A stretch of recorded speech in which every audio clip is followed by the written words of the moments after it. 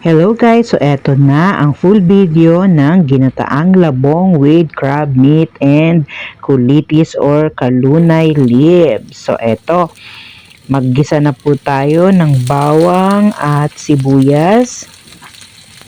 So pagkaluto po ng sibuyas, hintayin lang natin maging translucent yan.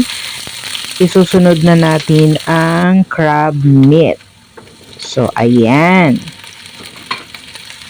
So, wait lang nating lumambot ang crab meat. So, ang indication po para maging lambot yan is yung naghihiwalay-hiwalay na sila guys. So, katulad yan. So, yan.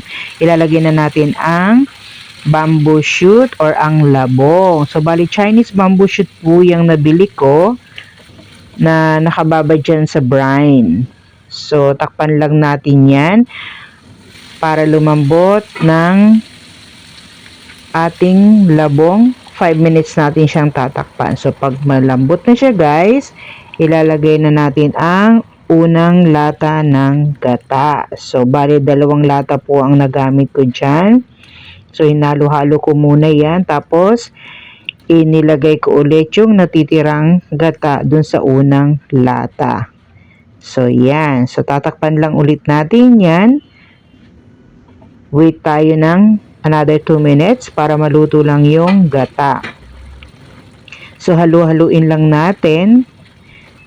Tapos, maglalagay na po tayo dyan ng mga ingredients like pampalasa na asin, paminta, at seasoning powder. So, yan. 1 pack yung ginamit ko para mas malasa ang ating ginataang labong. So, halu-haluin lang natin yan para magsama-sama ang mga lasa at sumama sa labong. So, yan.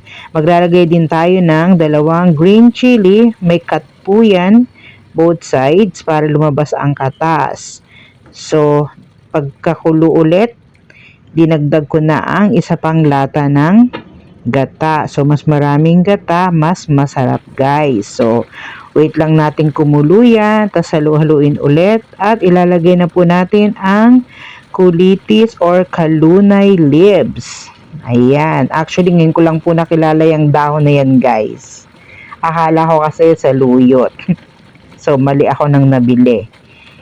So, make sure lang na nakasoak ang ating mga dahon at tatakpan ulit natin yan para lumambot. So, ayan na guys. Luto na ang ating ginataang labong with crab meat and kulitis or kalunay leaves. Super yummy guys. Ayan, nakikita nyo naman.